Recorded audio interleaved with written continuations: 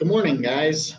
Um, so it's been a very long night for me.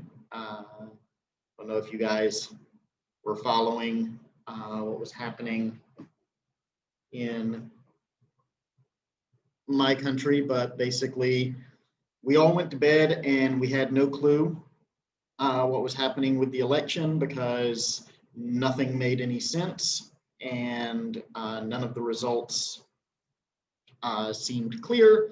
And then we woke up in the morning and it sure looks like Joe Biden's won in a squeaker. So that's been most of my evening. But that's not why we're here to talk. So set that aside. I'm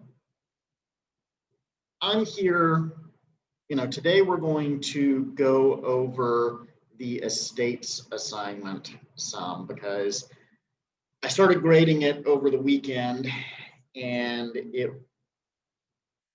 it was alarming. At this point, I'm a little less than halfway through the grading and it's less alarming, but still not great. So there's some things that I have identified that I've said, okay, these are things that keep popping up. And we're going to go over those. When I finish grading, hopefully by the end of the week, I will post that common errors document on eLearning so that you will have it handy, and then you're going to get another bite at the apple. You're going to do this assignment again. And they're both going to count. You're going to get grades for both, but this is something that you guys need to do. So we're going to do it again. Okay. With all of that, I have 12 things that I want to go through for you. And we're going to go through them, and then we're going to talk about what's next, and then we're going to take your questions, and we may not go a full 50 minutes today, and if we don't, that's fine. And if we do, that's also fine. Okay. So the first thing that I want to sort of bring to y'all's attention on this assignment is that an awful lot of students wanted to do more than they were being asked to do. And I mean, I mind. I was going to say I don't mind if you do more work, but I actually do mind, because when you do more than is necessary for the assignment, when you write a bunch of stuff that isn't responsive to the question that's being asked, I have to read it and sort of like comb through it to make sure that there's not a right answer buried in there somewhere. And so you're creating more work for yourselves, you're creating more work for me, you're slowing down the grading. Like this is not great for any of us on any account. So just answer the question that is being asked. Okay, let me give you guys an example. The call of the assignment is to describe the estates created by a conveyance. Okay. You do not have to tell me what rights a life estate holder has. You do not have to tell me about the doctrine of waste. You do not have to mention Walsingham's case. Okay. None of this matters. None of this helps you. It doesn't hurt you, right? I read it, I set it aside, I go looking for the right answers. You get credit for right answers. You don't lose points for giving me stuff that's irrelevant. but it's not helping you and it's more work. So this is the format of the answer that we are looking for. The conveyance begins by creating a possessory interest that is conveyed to some holder. And then the possessory interest, if it is defeasible, if there's some condition or trigger that ends the possessory interest, creates a future interest that is conveyed to a holder. And when that future interest vests, it gives rise, it dies, right? The future interest dies, and it gives rise to a new possessory interest. And so the cycle continues. And so the format of the answer that we are looking for looks like what I just put into the chat. Possessory interest to the holder. Future interest to the holder in possessory interest. Okay, there is one other thing that you need to know, right? Some of these future interests are contingent, right? There's a condition that has to come into it, that has to come to pass before the future interest comes into existence.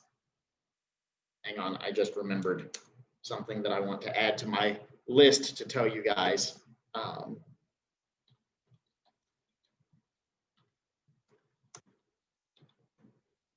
Okay, now I won't forget it.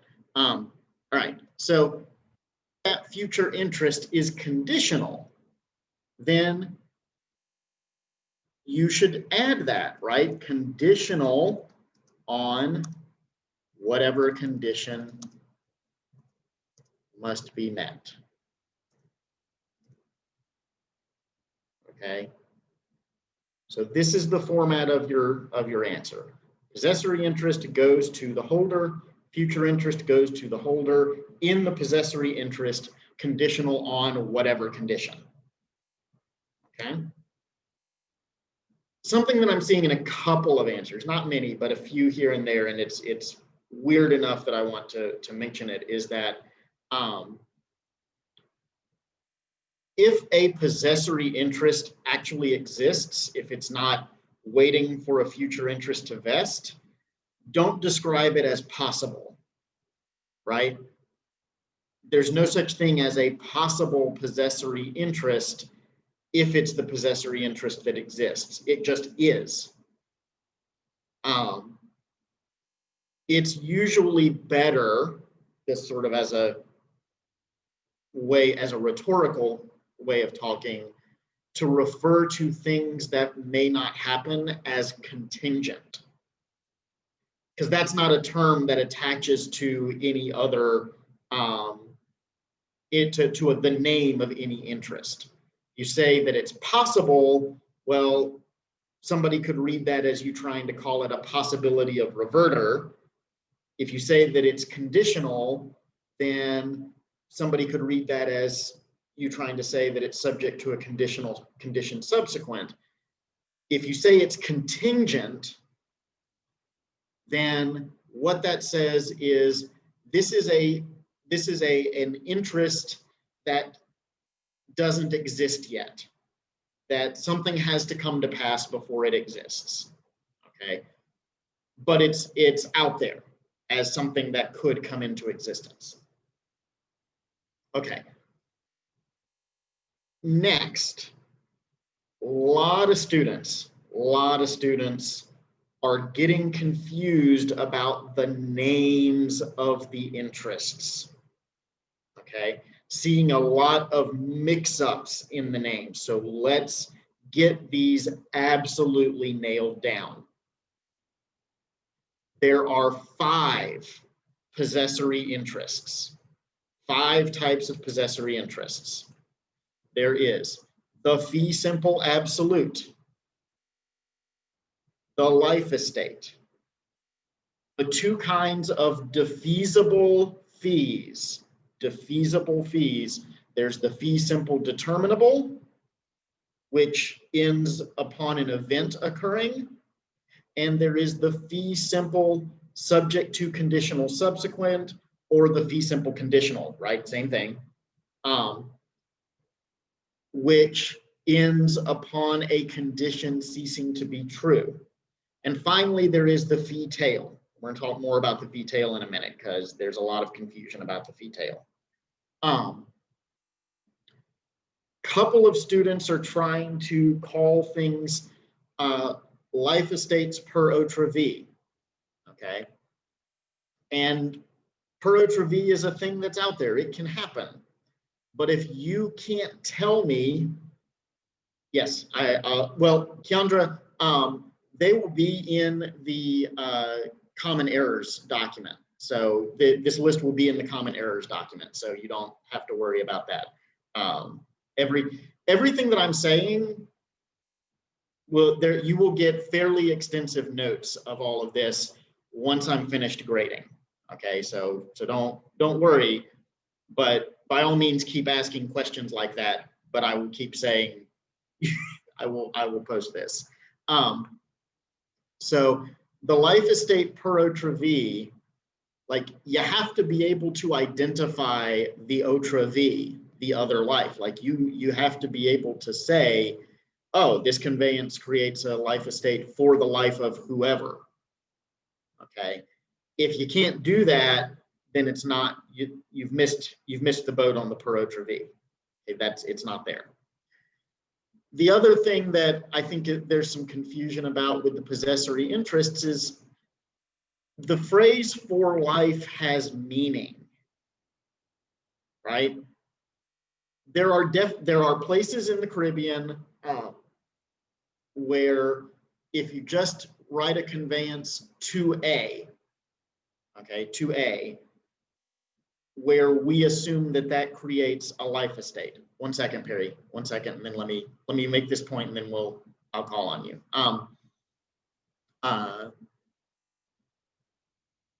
But there is nowhere where the conveyance to A for life creates fee simple. Okay, that's not a thing. So when you see to A for life, the phrase for life has to have meaning. That's the end of that point. So Perry, what was your question? Just straight to the point. When they see to A for life, what comes to mind is a future interest. So it wants to know if that would be in the case wherever you see to someone for life, if it automatically creates a future interest. A life estate. Yeah, no, to A for life will always create a life estate. I don't know of any place where it doesn't. The issue is when you have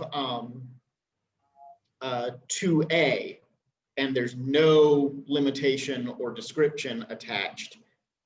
Some jurisdictions that creates a fee simple, and then in others it creates a life estate. And you just have to know which jurisdiction you're in. But 2A for life always creates a life estate. Okay, and then from that life estate then can generate like future interest. Right. Depending on what the conveyance is. So one way to think about it, right? This was this is something that I was going to talk about it in a minute, but it's fine to talk about it now, right? We have a possessory interest created by the conveyance. This possessory interest creates on its own, by the power of its own creation, right? Creates a future interest, okay? And when the triggering event happens and kills this possessory interest, the future interest vests and it becomes the possessory interest. Okay, and so the future interest creates a possessory interest through vesting, and then the cycle continues. but there can only ever be one possessory interest and one future interest at any given point in time. Okay.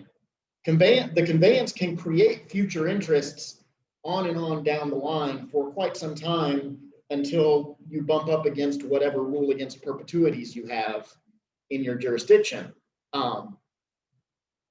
But only one of those future interests will be in existence at any one point in time.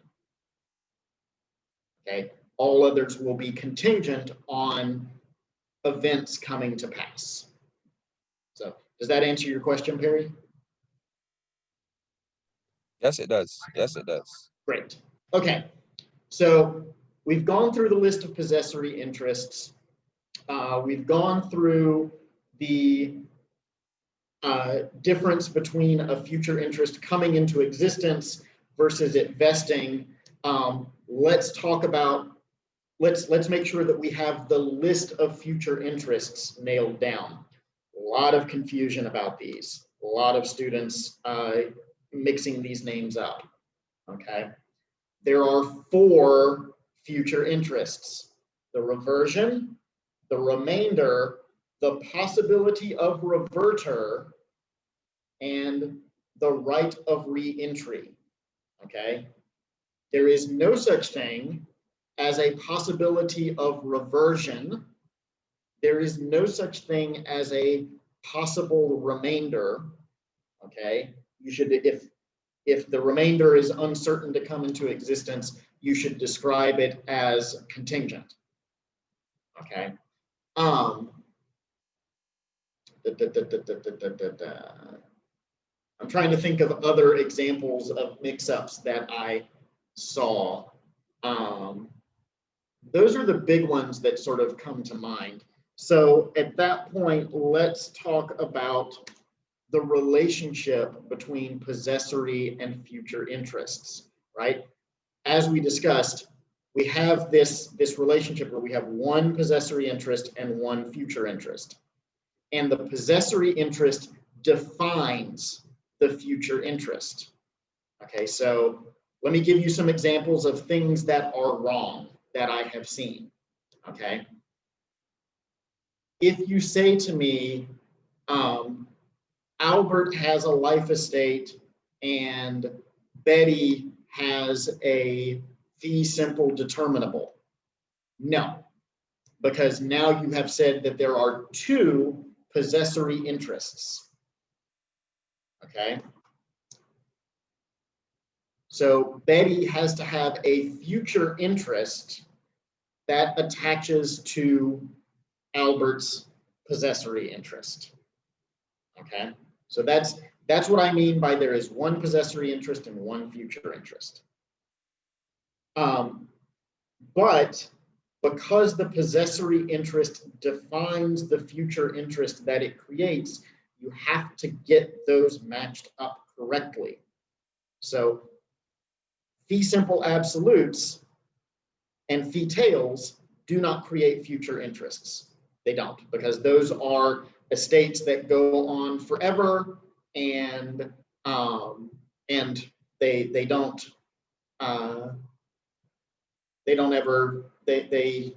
change, right? They don't vest through that conveyance. They have to be conveyed in a separate conveyance. If you have a life estate, the future interest that the life estate creates is either a reversion or a remainder. Okay, reversions go back to the original grantor. Remainders go to some third party. Okay, so you gotta know who's getting the future interest.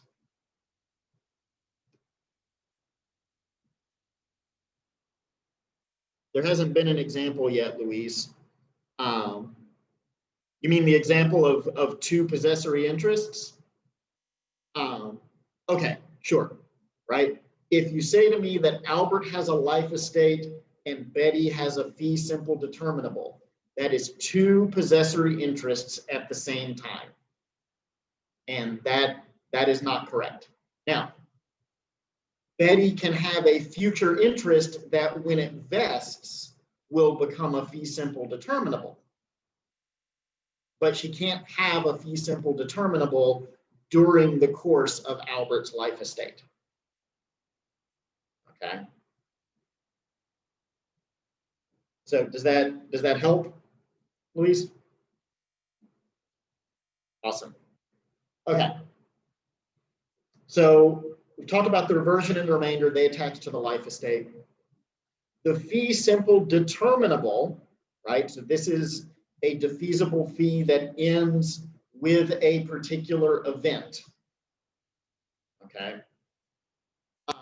Fee simple determinable creates the possibility of reverter. The possibility of reverter doesn't create anything else. So if you say to me that Ben has a fee simple determinable, right, that Ben's possessory interest is a fee simple determinable, and Carol has a right of reentry, no, nope, that's not how it works. Okay.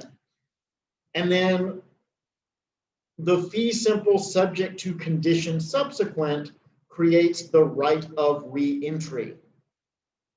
Okay, so you say to me that Ben has a fee simple subject to condition subsequent and Carol has a possibility of reverter? No. Okay. It will be in your interest to read the conveyance in the order it is written. Remember, I told you guys that conveyances are written like timelines. Everything that happens in the order that it is written. Okay, so C cannot jump in front of B to take before B does. Okay, you have to go through the order of operations. One thing that I'm seeing some of sort of as I continue, I didn't see this early, but I'm seeing it more continuing, is folks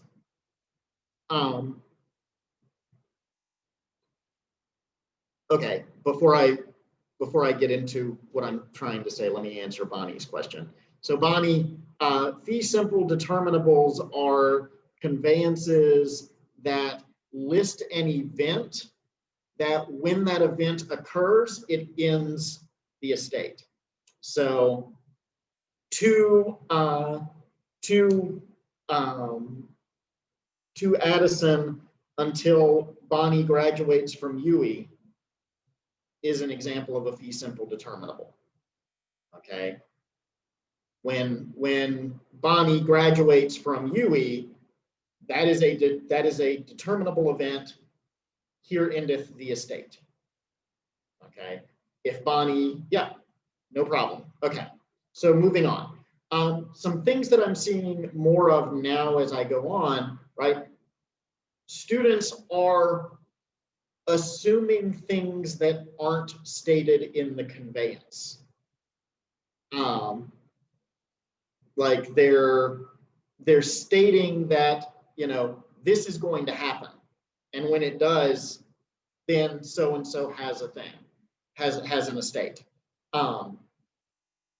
You should think of the conveyance as a snapshot in time.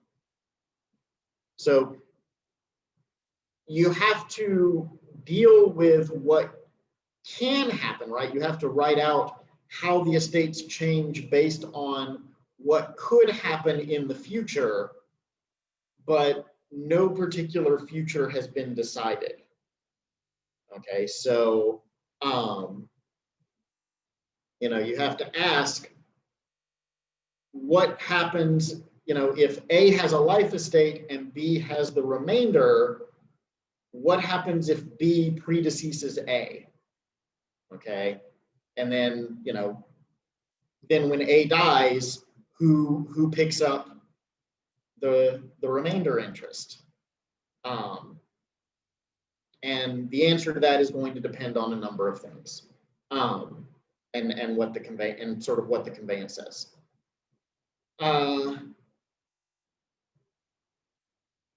Something that I'm seeing that's sort of troubling are people taking the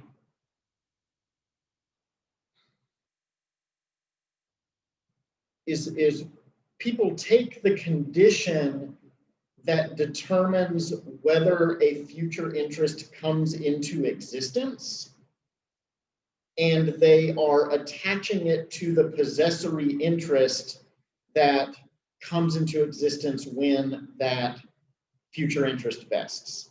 So,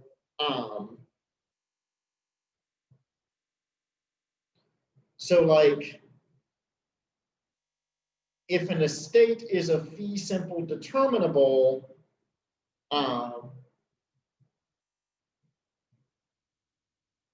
when it determines and the possibility of reverter vests, the fact that there's a condition that has to be met for someone to take under the possibility of reverter, for someone to qualify to take under the possibility of reverter, doesn't make that a fee simple determinable. It makes it a condition for vesting. Okay. I don't know that explanation's super helpful. Let me see if I can come up with an example.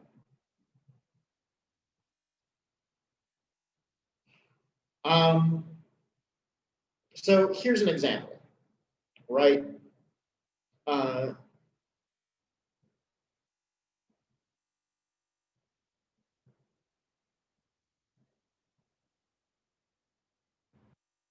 2A for life,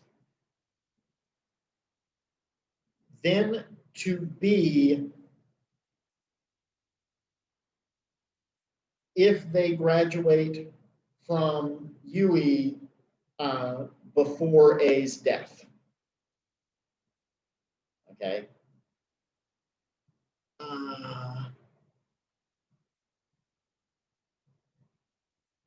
Okay.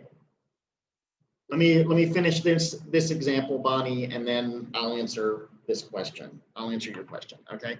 So 2A for life, then to B if B graduates from UE before A's death. Okay. So at first glance, this may look like B has a fee simple determinable because there's an event, right? But that's not what the conveyance says. The conveyance says that there's a condition attached to B's taking. B only takes if they have met this condition. So it's a contingent remainder in fee simple absolute because there's no condition that divests them after they take. Okay, so does this make sense as to the difference between a condition that divests and a condition that prevents vesting?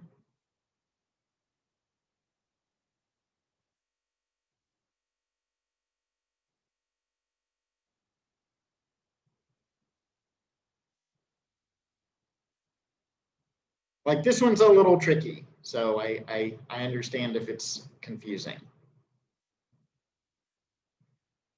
Okay, so not a problem. So the issue is that this conveyance creates a condition to vesting. So it's a condition that has to be met before the future interest vests. So so what happens is if B graduates from UE before A dies, then when A's life estate extinguishes, B collects the remainder, right? So that the contingency resolves if B graduates from UE. But until B graduates from UE, there's this contingent reversion out there in the original grantor, because if A drops dead and B hasn't graduated, then B has not earned the remainder. Okay. So the flip side of this, right, to sort of give you the counterexample, 2A for life, then to B, but if B graduates from UE before death, then to C, okay? And this is not sort of perfectly the same because it divests differently, but you see now, do you see now how this is a divesting condition rather than a condition to vesting? Does this make sense now? Nicole, Keandra?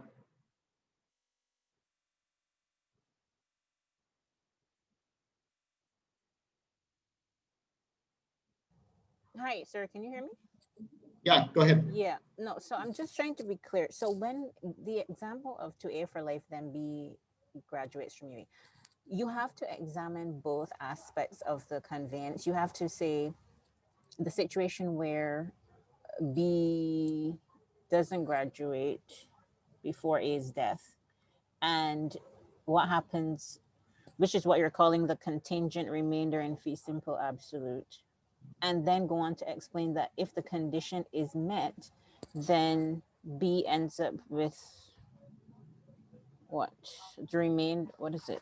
With a remainder in fee simple Yes, absolute, right? a remainder in fee If simple. they don't meet the condition, then the original grantor has a reversion, right? So there is a contingent reversion that's conditional on not meeting that condition.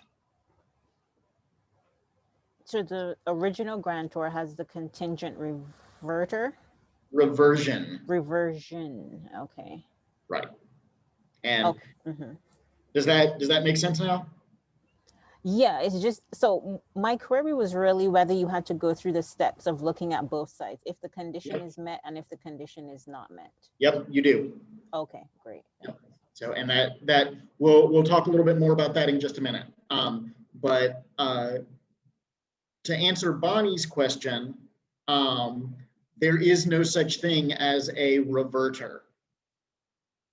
I know that sounds insane, right? Because we talk about the possibility of reverter. Well, when does it become a reverter? Never. There's no such thing. And I know that sounds insane, but it is absolutely true. There's a reversion. Okay. When there is no one else in line, so that actually gets to, one second, someone's knocking on my door.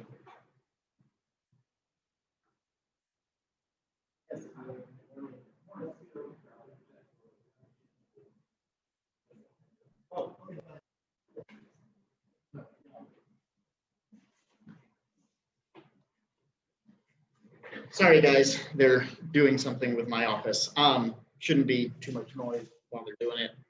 Anyway, okay. I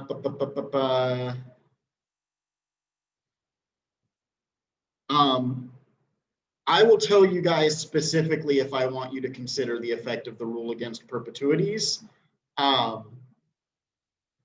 If you tried to consider it, you didn't lose any points for it, but you didn't gain any points either.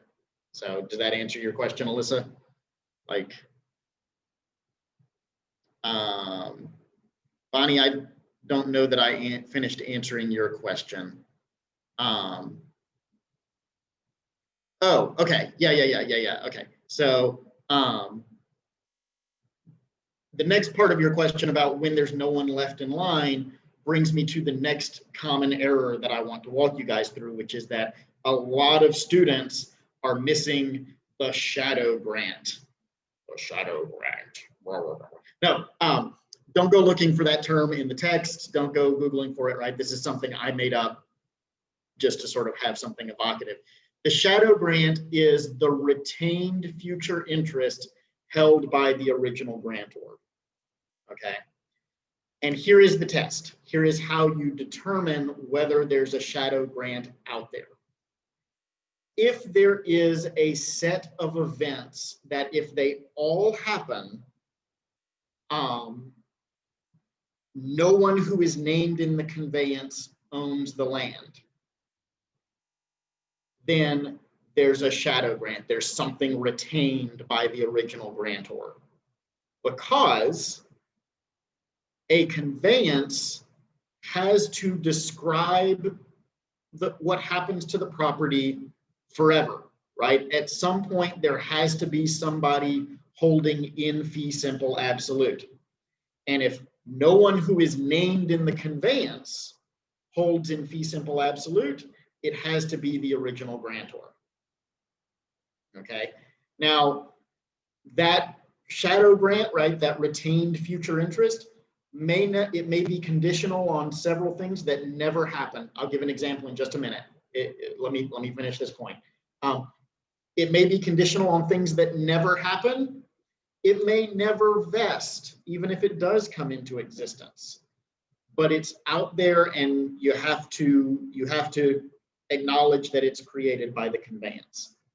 So if A has a life estate and B has a remainder in fee simple determinable, and C has a possibility of reverter in fee simple condition subsequent, then when A dies and the event that determines B's estate occurs and C's condition ceases to be true, none of them own the land. But the conveyance doesn't list anybody else. And so there has to be somebody to take after they're all divested, and that has to be the original grantor. So, Kimmery, does that help? Like if you've written out the conveyance, if you've written out the interests, and at the end of it,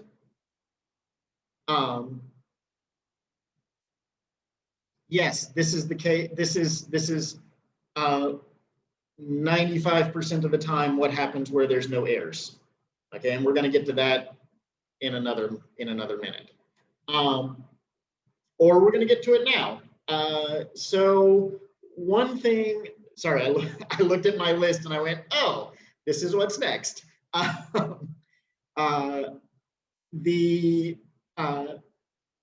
There's a number of students who are mixing up children and heirs. So just because someone doesn't have children doesn't mean they don't have heirs. And the flip side of that is just because someone has children doesn't mean that those children are their heirs, right? They can be the heirs presumptive. We can sort of go, yeah, these kids will probably inherit, but we won't know until they die. Okay. And I think this is related to folks not realizing that there's a retained future interest in the original grantor. But a lot of students want to have land escheat to the state when there's no heirs. And I'll put that term in the chat because it's not spelled the way that it sounds. So escheat is where property that has no owner goes back to the state or to the crown, right? If the queen is still the head of state. And it's actually very rare these days. I'll say the same thing that I've said in all the tutorials that I've taught, that I've done this lesson in. this is not a wills and estates class, so I'm not sort of boned up on how common escheat is in the Caribbean, but in the places that I'm familiar, it's incredibly rare. You could go your entire career as an estates lawyer and never have a case where property escheats to the state. So I don't know. Okay, just a few more things, and then we'll wrap it up. And it looks like we're going to run right around our full time. A lot of folks wanting to call things fee tail. I'm just going to go ahead and tell you, there is not a single fee tail where in this exercise. There's not. Okay. So the thing is that, right, in a lot of, like we said when we discussed this, in a lot of places, the fee tail has been abolished. Even in places where it hasn't, it's disfavored. And what that means, what it means by it being disfavored, is that we require a conveyance to explicitly say that it is creating a fee tail before we will allow one to be created. Okay, so there are three conveyance languages that create a fee tail, and you need to know them, you need to be able to recognize them, but if they're not there, there's no fee tail, there's something else. Okay, so here they are. I'm gonna put them in the chat.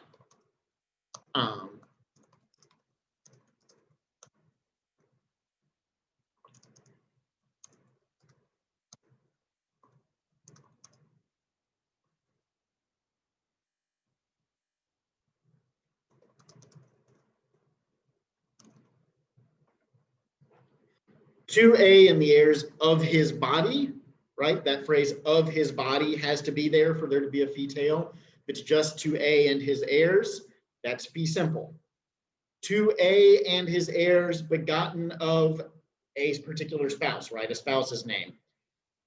And the purpose of that conveyance is actually to prevent the inheritance by children from prior or subsequent marriages, right? It's to say, it's the children that are born of this marriage, not any other, not any children that are born out of wedlock. It's this spouse's kids that inherit.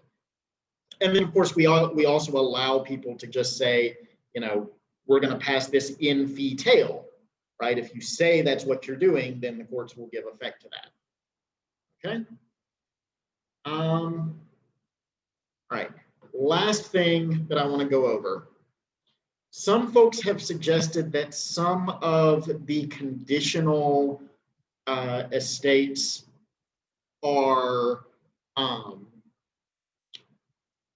void for uncertainty.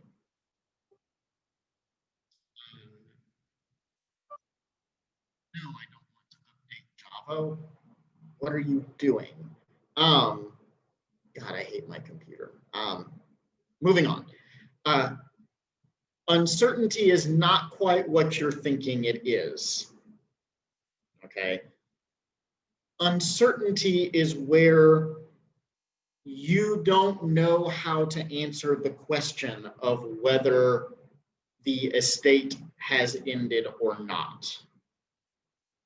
Okay, so this came up in a couple of tutorials a couple of weeks ago. The example that I gave was 2A so long as they're a good person. Okay, we have no way of knowing whether A is a good person or not. There's no standard. It's not measurable. We can't answer it yes or no. And so that would be an example of a condition that is void for uncertainty. Okay. Now, the students who have suggested this in their answers, they mention a 1943 House of Lords case that correctly states the text, right? That this is what uncertainty is. But then my reading is they apply it in they apply it incorrectly. And they apply it incorrectly in a way that demonstrates that the Lords in 1943 honestly were pretty anti-Semitic.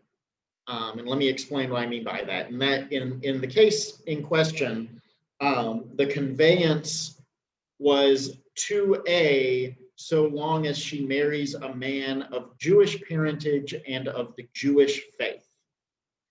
And the Lord said, well, we don't know what of Jewish parentage means. Does it mean one Jewish parent? Does it mean two Jewish parents? Does it mean adopted by a Jewish family? We can't know. And the truth is that if you asked any Jew anywhere in the world ever, they would be able to answer that question. Like, they would know exactly what it means to be of Jewish parentage. And so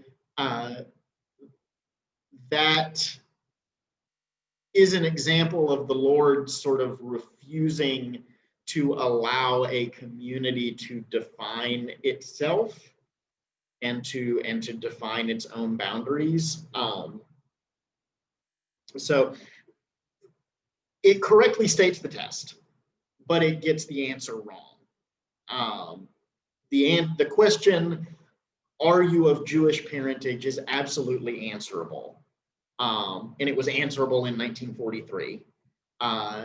And yeah, so that's the standard for uncertainty. Okay. None of the conditions in this assignment are unanswerable. We may not know the answer at the time of the conveyance, but they are questions to which the answer can be had. Okay, we are almost out of time. Normally this run, earlier in the week, this ran between 35 and 40 minutes. So I'm not sure why I suddenly was running longer, but what questions do you guys have before we call it a day?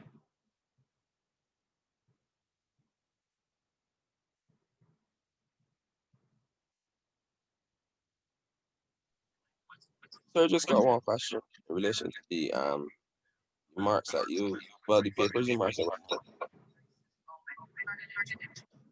I'm sorry, say that again, Perry. I said just got one question.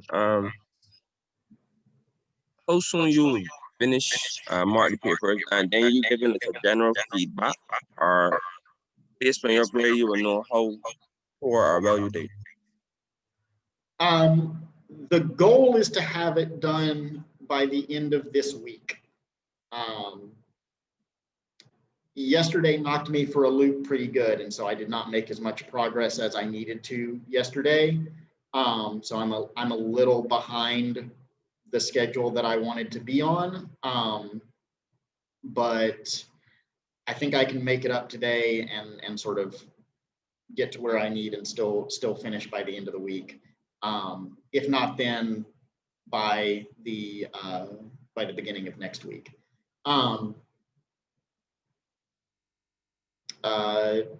Remind me of the rest of your question. I'm so sorry.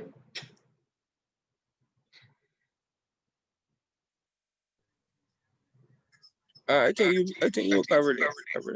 Okay. So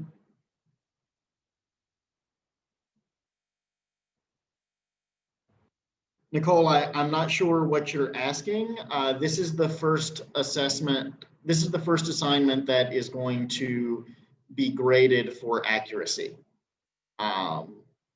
because the central administration did not approve our assessment plan until the end of October. So yeah, does that answer your question, Nicole? Okay, I think either I missed something or I'm getting confused. So which assessment are we talking about? This is the week 5 this is the estates assignment, the week 5 question 1. Yes, where we did the question 2 in tutorial and then we submitted the question 1. Yep, that's Okay, correct. great. Okay, fine. Yep. The other question I had, and I'm not sure because I had technical issues, as I told you with the last tutorial, but are we going to, if we haven't already, review equities? Because I mean, I know we've moved on, but should I, if I have issues, just meet you during office hours, or? I mean, you're always welcome to come to office hours.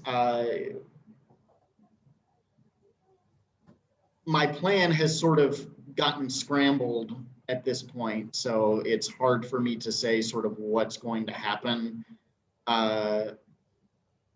over the rest of the semester. But my instinct is to tell you that I don't think we're likely to do another tutorial on equity specifically, but you know, equity will sort of color most of what we're doing the rest of the semester. So we will sort of keep coming back to equity as we continue to talk about co-tenancy and adverse possession and priorities and so on and so forth.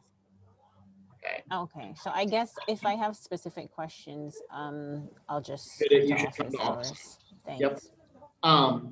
And Bonnie, yes, you are going to redo the estates assignment once I finish grading. So, okay, we're out of time. And so I will see you guys tomorrow, and take care and bye.